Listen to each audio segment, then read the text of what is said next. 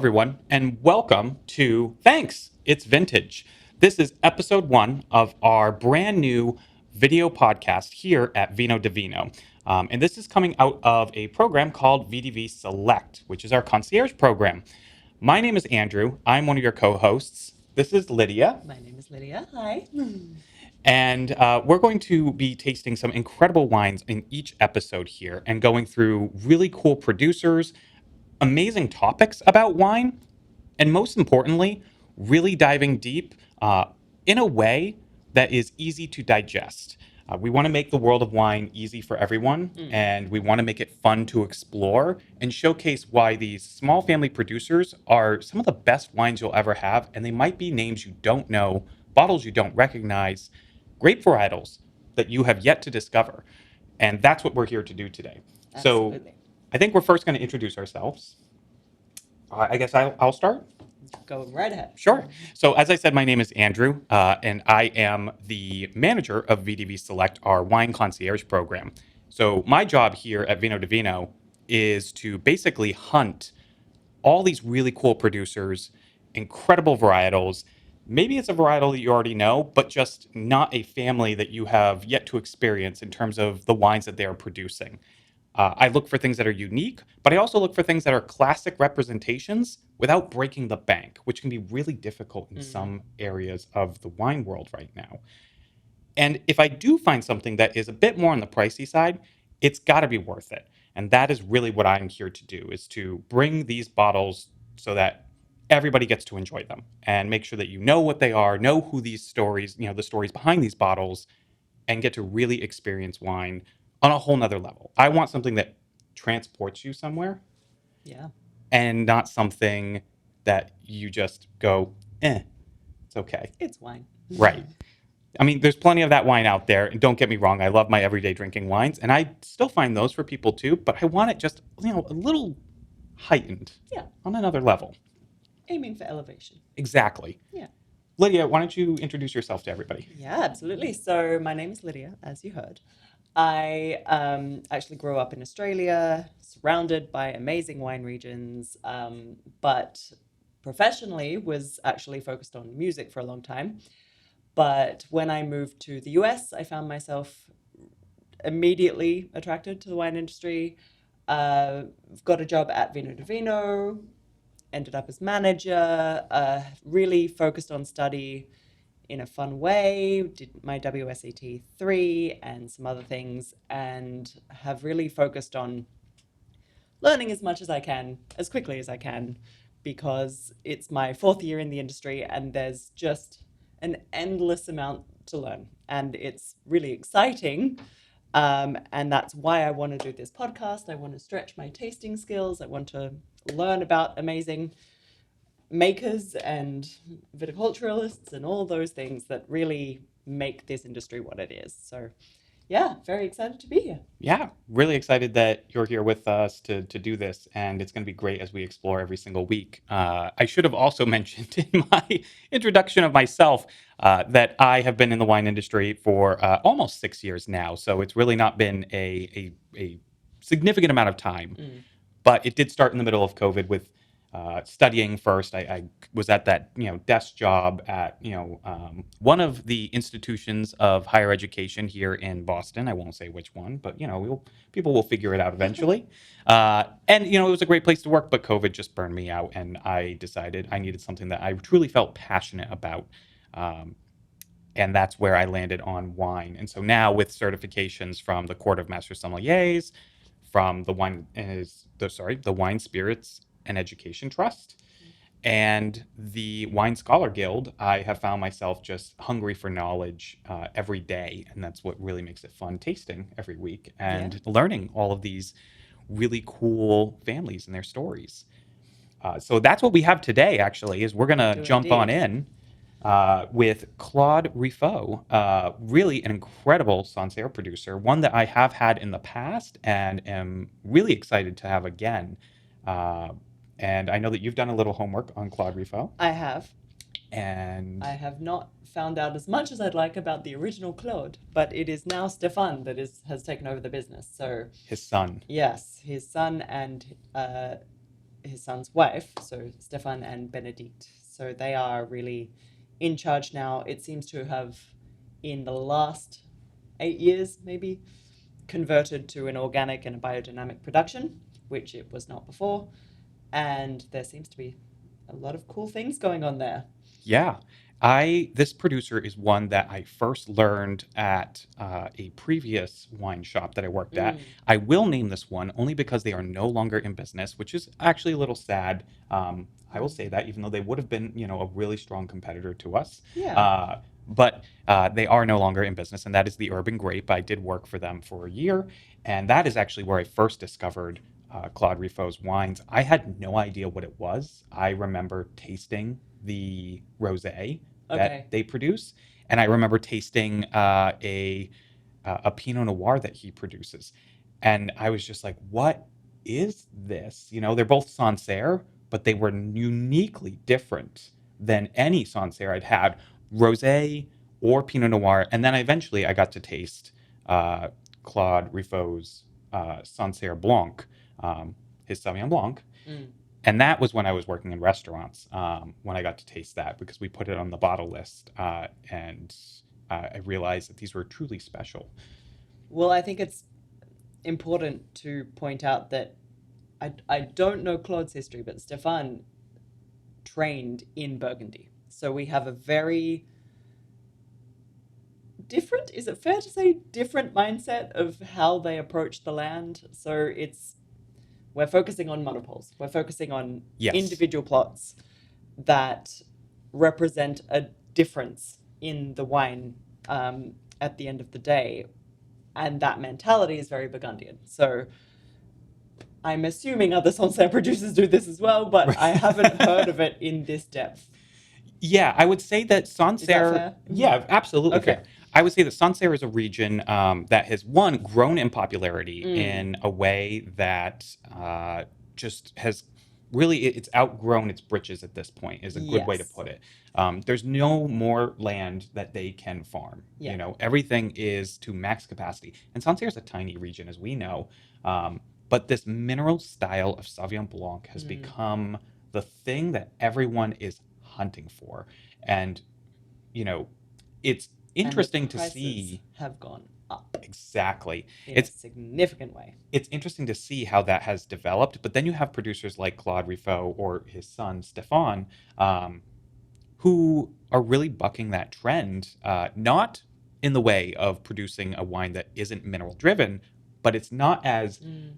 crisp, clean, light, with not a lot of complexity to it, Mm. which has become kind of a hallmark for a lot of Sancerre producers now. They're producing wines that Yes. are kind of that summery wine that people really love with that mineral driven Which has profile. its place, of course, and we want those wines available to us. Exactly. But I think this is just a different thing. It's a different entity. It's really focusing on sense of place, site differences, soil types, those things that really matter to the end result. Yeah, I would Mm. agree 100%. So let's dive on in. Let's taste one of these. And let's start with, because we got two Yeah. monopole parcels here. So we're going to start with the monopole parcel 469. This is the 2023 vintage.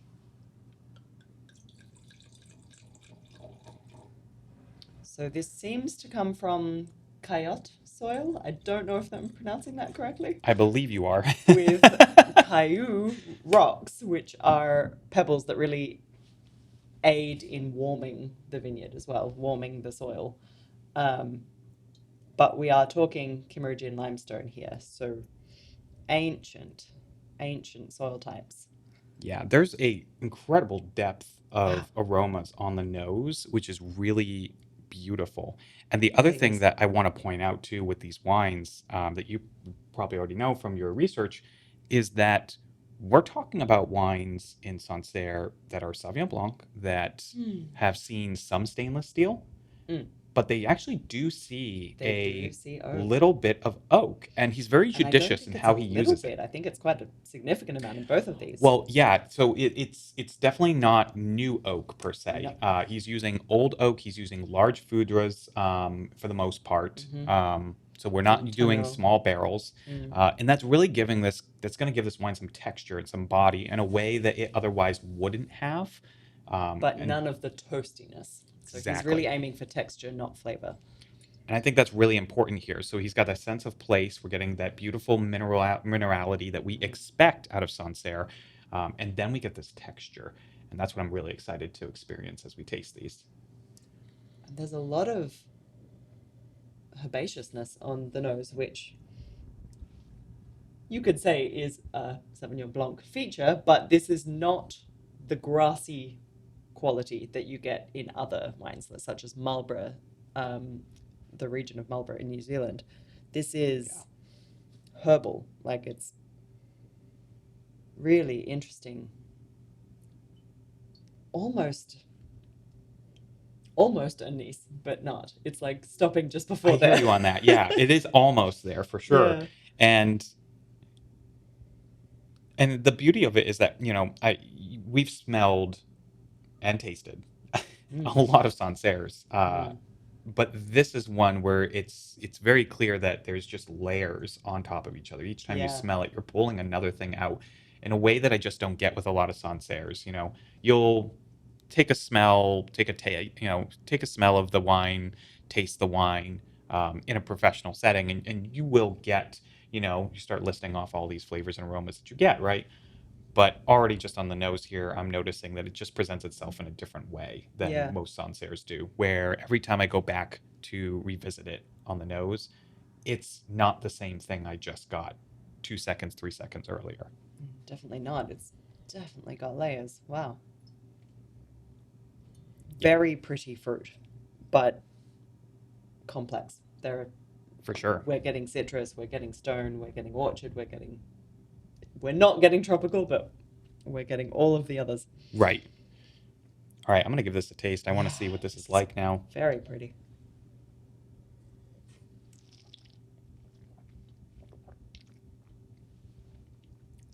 Oh, wow. That is just beautiful. The length just goes on. Wow. Mm. I also want to just be honest and upfront with everybody. I did a faux pas this morning. I Because we are filming this in the morning, just so everyone knows. So great way to start the day, right? Let's do it like the French do. Mm-hmm. Let's start with a glass of white wine in the morning. Wow. These wines I'm tasting after I have had coffee not too long ago. Granted, it was iced coffee, doesn't coat my palate in the way that like real like standard Mm. coffees, like hot coffee would or an espresso would. So I know that's a thing. But even so, there's so much to this that it just immediately cleared my Yeah. whole palate. Well, I mean, there is definitely salinity. Like, we're getting quite a mineral finish on this wine. It really does extend for. I mean, it's still going. I had my last mouthful was like 20 seconds ago. Yeah, Um, it's yeah, it finishes so fresh, but there's so much complexity in the front and the middle, I would say. right. Yeah. I would agree with that. And that minerality is really shining. I think there's something about that use of oak to give it texture and Mm. body that is really drawing the minerality out in a heightened way, a way that I would say that it's like it Oh, lingers. The minerality lingers. I don't get that from a lot of Sancerre where it just keeps going. yeah. Usually the minerality falls off. Yeah, absolutely.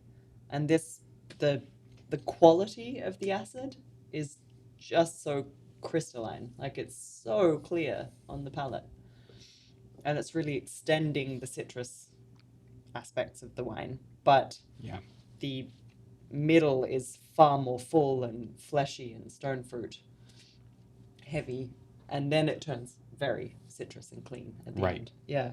This is incredible. This is incredible. Mm. And this is not only incredible for all the reasons that we probably have mentioned at this point. This is also incredible Wow. because he is working with southern facing vineyards. Mm. So he's working with vineyards that have a southern facing slope. And for anyone who's not aware, those are not the most prized. And the reason they're not is because they receive sunlight all day long Not the most prized in Sancerre. in Sancerre. Yeah. And They in are other the most prized regions elsewhere. right? And in other regions as well. Like in Yeah, Burgundy, a southern facing slope would be would be too like much. Yeah. too much Mm, because Pinot Noir can't be dealing with something like that. It mm, starts to, it doesn't develop the acidity that it needs for a balanced wine in the mm, end, right? mm-hmm. Um, so in a lot of areas of France, and Sancerre is one of them, Burgundy is another great example, you really want slopes that are eastern facing.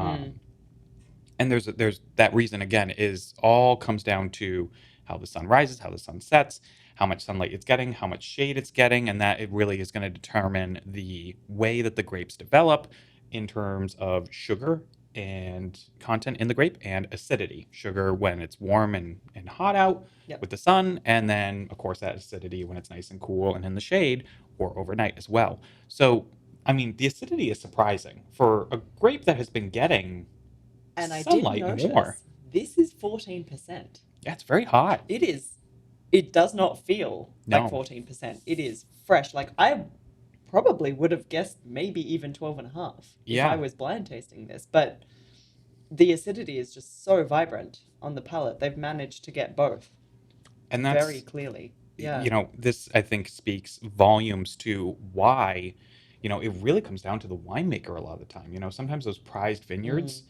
and I hate to go back to Burgundy, right? Again, but it's going to be an example Well, you'll but hear a lot, right? that's his training. He that's One, it's his training. and Two, not from anyone, from Leflaive, like I one of know. the biggest. Oh, I just hit the mic. Sorry, Oh, God. guys. Yeah, one of the biggest names in Burgundy. That was his I, experience. Yeah, and you know, Olivia Leflaive is really like textbook benchmark Burgundy. Um, so I mean, Mm, you're right. He learned from the best. But I say you know I say that I keep going back to Burgundy yeah, uh, as an example because it's the perfect example. It's yeah. terroir driven. Mm. It's you know prized vineyards. You They're know really the right focusing on slopes. one grape and well, Well, two, too, but but they focus on one doing it red, one white. well, you Yeah, know, doing they it really perfectly. aim for perfection in a way that And that I is interesting. Yeah. right. And I think that that leads to this, you know, being a showcase, you know, and one of those examples outside of Burgundy of it doesn't matter the land to the greatest extent all the time. Mm. Sometimes it's about the winemaker Yeah. themselves. And in Burgundy, we have those areas, you know, those Grand Cru vineyards where Mm. there's a number of producers who have their hands in it, but only a couple of them are considered the best. And that's because the winemakers are so good at what they do. So even though they're all sourcing fruit from the same plot of land, Mm. and it's considered the best plot of land, Mm. Burgundy is a great example where, well, what happens in the winery is still going to make a very big difference. You know, Yeah. the skill of that winemaker matters. And here he is working with what are not prize vineyards, Mm. and his skill is clearly showcased in what is in these bottles. That's interesting. It seems like the region that this is from, it's actually outside of the village of Sancerre.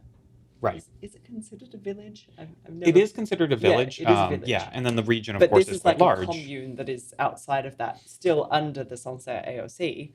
Um, but he does seem to have really chosen this land purposely. So there is something there that Yeah. they, sorry, are working with that they think is beneficial. Yeah, I agree. You know, and it kind of actually reminds me a little bit of like Benjamin Leroux, who's sitting Yeah, behind you right yeah, now, right? yeah. In Burgundy, same deal, you know, where he Mm, has chosen plots of lands very specifically, and some of those it makes sense. You know, they are those prized village appellations that mm, people know, and then there are some that he has selected that are well, you know, a little bit of misnomers, I guess you could say, you know, where it's like that's not where the best of the best would go necessarily. And yet what he has produced from these plots, you mm. know, is incredible. And maybe that speaks more to, you know, The blending capabilities. the blending Yeah, capabilities. You it's know, just giving it's giving something to a blend that right. And might also, necessarily not exist in one single site. maybe Yeah. also seeing something in those plots that people normally wouldn't. Maybe it's also a little bit of that, Mm, you know, they've been written off just as a giant category. This whole appellation has been written off, mm, within Burgundy, within Sancerre, for that commune could have been like, well, that's not the greatest plot, so we're not going to work with that. mm, And yet somebody else comes along and goes, but I can see in this one particular space what I could do. mm. And what I could do is really cool. And also worth mentioning that both of these wines see 18 months of essentially aging, not just fermentation. Like, I think this one we're currently drinking, the 469, 14 months in foudres, and then the other is 18. Like, the full 18 is Yeah. being aged in. I might have that wrong, but I know I'm right on the first one. Um, but yeah, really extended neutral oak development, which Yeah. is not normal for Right. Sancerre. Not normal for, not bulk. Bulk's the wrong word for general drinking Sancerre. Yeah. Yes. Yeah. I think this also is a wine that showcases that Sauvignon Blanc is not always one note. Mm, You know, when we talk about Sauvignon Blanc, it's always funny how I think we've all been there. We've all experienced it, whether in retail or restaurants or both. In my case, somebody comes in, I don't like Sauvignon Blanc, but I yeah. love Sancerre. Yeah. And it's just like, well, Well, that's the other thing. Old you world names it by place. New world names it by grape, and that can lead to a lot of confusion. For sure. And of course, it feels complicated up front for a lot of people where they're like, boy, I didn't know that I liked Sancerre, Mm, Sauvignon Blanc because it is Sancerre. Uh, but, when you learn these little, tricks of understanding which grapes apply to which regions, and they have mm. those strict rules, they can't call it that region without using the grapes that are required becomes a little easier to find. And you find that you do like Sauvignon Blanc and that you do enjoy a very specific style, which Well, though Sancerre that is was famous my for, experience. Yeah, in Australia when I was first learning what I liked, I I was drinking a lot of bulk Marlborough Sauvignon Blanc. And at the time, the quality levels were not amazing coming out of Marlborough.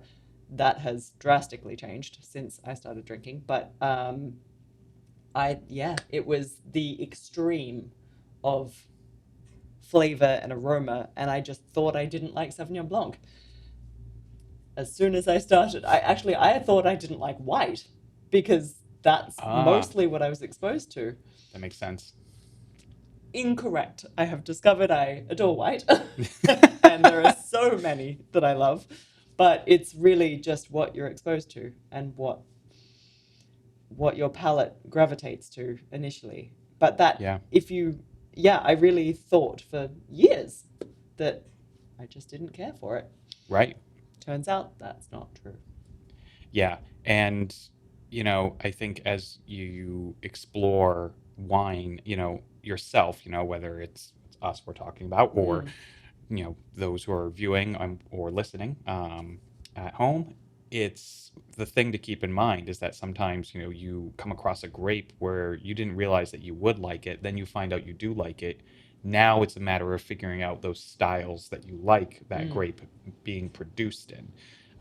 So for Sauvignon Blanc, those who love Sancerre, obviously Sancerre keeps going up in price because yeah, small region, there's the demand for it is so is high, so high. and they're dealing with climate change issues as well, Mm, where they're having, and this is the thing to note too for those who are listening at home. Uh, France is just due to its history and due to so many of those vineyards in a lot of famous regions having been owned by the church for the longest time. We're yeah. talking medieval ages, right? Monks were the ones tending these vineyards. They kept meticulous records. So we Mm, know what the weather was like. We know what the growing conditions were like mm-hmm. for a lot of these places. So we're talking, when we say climate change, we're talking hard, cold data that is being able to that is able to be basically put up against all the data that the monks had Mm.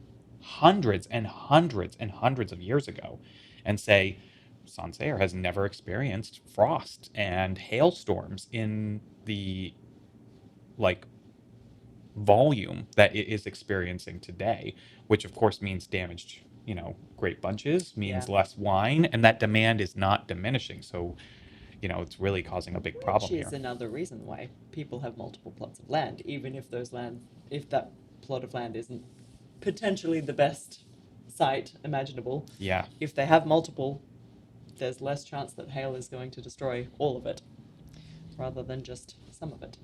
right. Let's do it. We're going to do the second bottle now. This is monoparcel 538. And so as I pour this, if I haven't already said, I know we talked about monoparcels.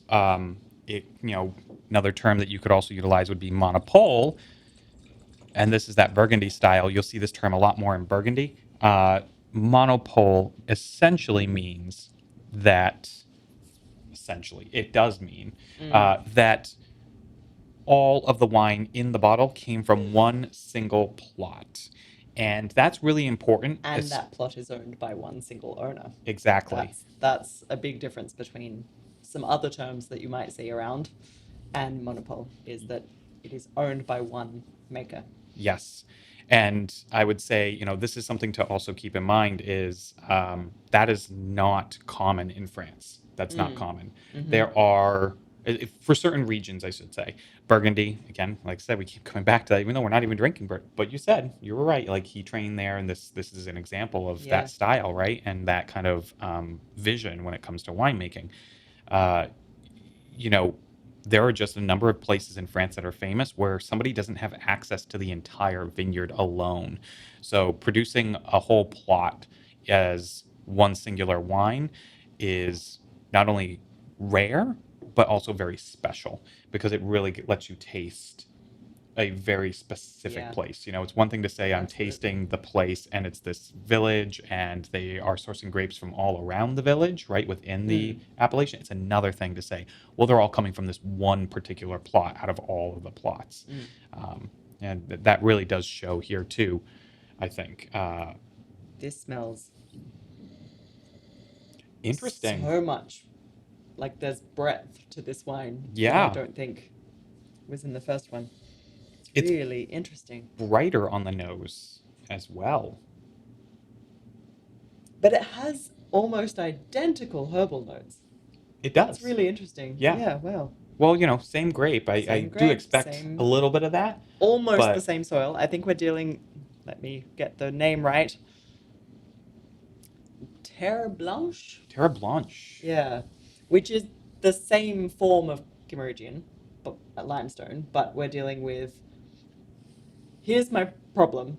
When I was researching the soil types, technically, Cayotte is meant to be shallower Yeah. than Terre Blanche, but actually, the Terre Blanche site is really shallow. So, That is interesting. yeah, so I In don't know you know how the that translates, but the way that the land has formed in some of these mm. vineyards is quite Well, fascinating. it's ancient, so it's just becoming the.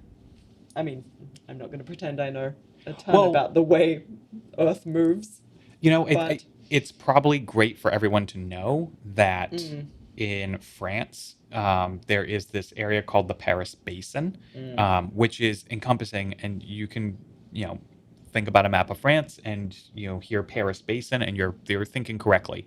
There was a huge chunk of France from the north to the south. That is what the Paris Basin is. That was underwater. It mm, was underwater millions of years ago.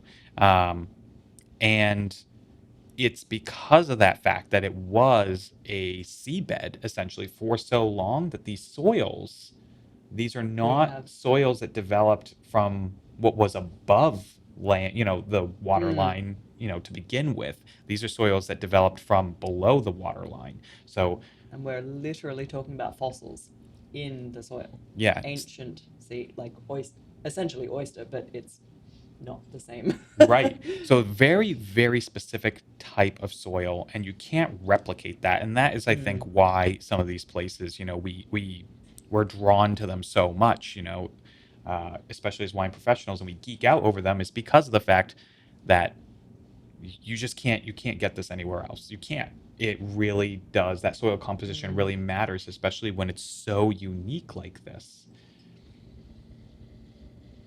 See, and now it's not just bright on the nose, it's bright with that minerality coming like straight through. Yeah. Like it cuts right through the fruit and the herbaceousness.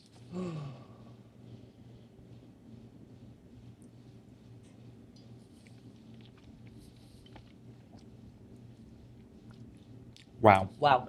Yeah, Different. very gorgeous. Very different on the palate. Oh, The minerality hits sooner, it does. like almost immediately. That is incredible. It's still exceptionally long. Wow. Still going, yeah. Yeah. But the fruit is just handling so differently. I think that the There's acid was actually a little sharper on the first yeah. one. Yeah. It's not that clear citrus crystalline feeling. It's more fleshy. Yeah, And yeah. There's a bit more stone fruit kind for of sure. throughout. Yeah. These are incredible Mm. wines. I I don't know what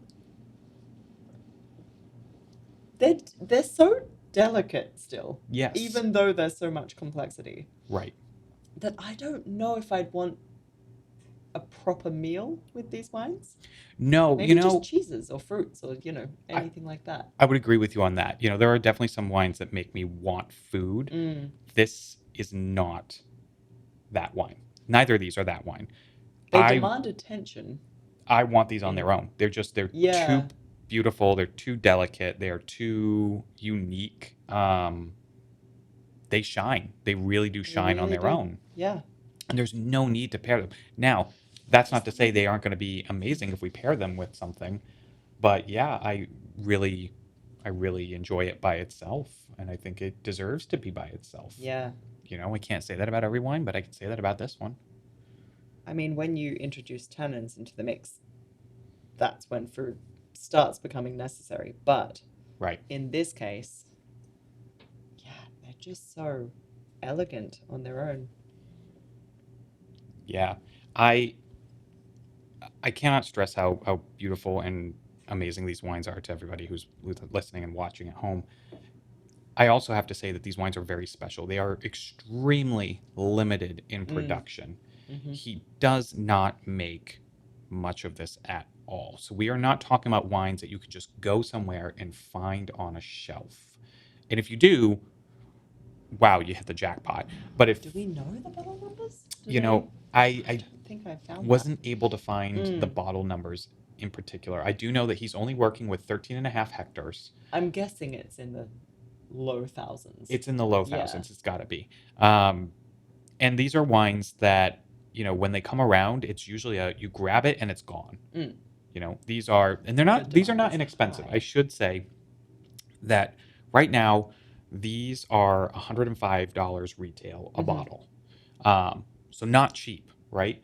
But I think it also showcases how, higher end Sancerre, which does hit that $100 price point, is truly unique and beautiful and gorgeous. I would love a Sancerre at any time, but like this is something that feels very special.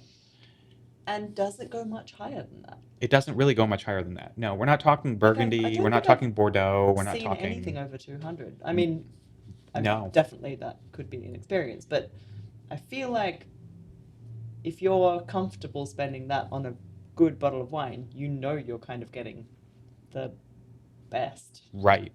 of that region. Yeah. This is definitely one of those wines that you would certainly want to be splurging on when you want a special bottle. Yeah. And that's also tough sometimes, at least from our side of things. Most people tend to be a little cautious on spending more money on bottles of white. People seem to be a lot Yes. more easy with spending more money on bottles of red. Yeah, which is a And pity. it is Yeah. unfortunate. There's some really life-changing wines out there.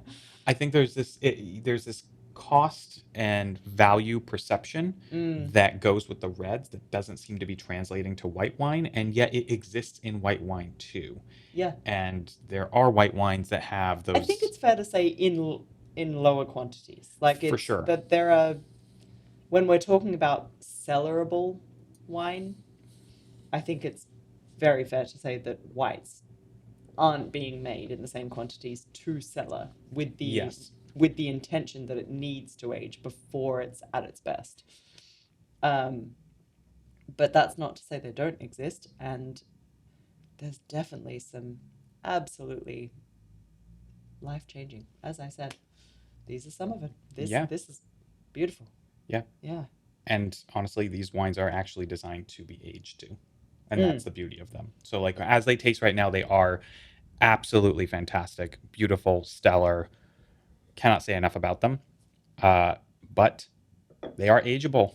mm. They are ageable. And ageable I mean, Sancerre, that acid alone would carry that one it really would. for at least a decade. For sure. Yeah. Yeah, it's vibrant. Wow. Yeah. I am so glad that we were able to revisit these wines, or that I was able to revisit these wines. And This that was I was your, able to experience them. yeah, first time Yeah, having these. Now, this is a producer that I hope that you'll revisit year after I year now. shall, for sure. These are Wow. those special bottles that, Mm, I offered them in our email blast. mm, There weren't that many takers, but that's exactly why we're talking about them today. Is I think people don't understand. yeah. It's hard if you don't know what it is to Well, I take a mean, it stab at is. it. I think this is one of the things that overwhelms people for Right. the most part. It's to know regions is one thing, to then know the best producers in that region is a whole nother level, which requires attention and time and study, which people, general drinkers, don't have. That's true. It's it's great that we can present these as a really beautiful, viable option for an elevated white experience. Yeah. Yeah. Yeah, they are certainly elevated. That is Mm, a great way of describing it. mm. All Well, right. I think we've covered this we've one. covered this one. Now I have to think what's next. That's always Right. fun. Well, I do want to thank everybody for tuning in today and Absolutely. for Thank you. whether that's on YouTube, whether that is via your favorite podcast app. We're so glad that you joined us.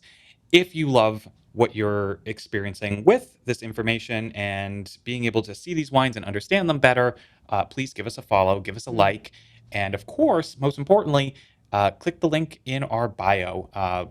Sign up for our newsletter.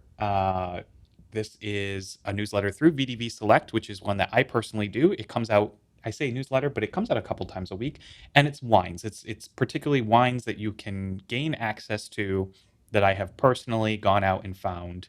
Just like these, mm. they're not always going to be $100 a bottle. I do want to stipulate that. Yes. I think people get a little scared sometimes that what they're signing up for is super premium. I do premium, but premium doesn't mean that the price is always premium. That is a key differentiator. I Mm, want you to get great value for your money. So the wine has got to be stellar and the price has got to be perfect. And that happens absolutely. at every single level. Mm. So, that being said, thank you again for joining us. And we Thanks for can't coming wait on for this you journey with to, us. yeah, Yeah. thanks for coming on the journey. So Can't wait to fun. have you next week. So, cheers. Cheers.